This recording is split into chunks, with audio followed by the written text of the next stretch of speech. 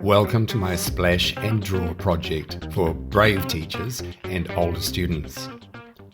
You will need some plant and flower stems, a big floor space covered in plastic, large drawing paper, a plastic basin for each person, and black drawing ink. Step 1. This is controlled chaos. By splashing the ink onto the paper with plants, you'll discover lots of random and accidental shapes and marks. Keep going to fill the paper and switch between your different plant stems to get a balance of textures and shapes. Let the composition grow intuitively. I love this project because it is ideal for exploring the balance between chance elements in the ink stage and purposeful expressive drawing in the colour stage. You can do this at home or in the art classroom. It's especially good for young artists aged 11 and older.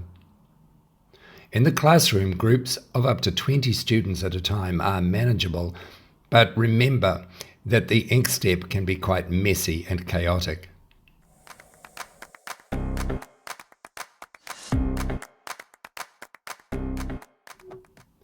Step 2 is all about your personal expression and your colour creativity. What's your style? Here you can be detailed, intricate and controlled. Layer your colours and create wonderful, vibrant patterns and effects. You can work on top of some of the black ink shapes or in between the ink marks. I recommend using paint markers or oil pastels because these have a beautiful pigment density and vibrancy that suits working over black ink. And towards the end of my drawing, I create bold black outlines around some shapes to help amplify the colour contrasts.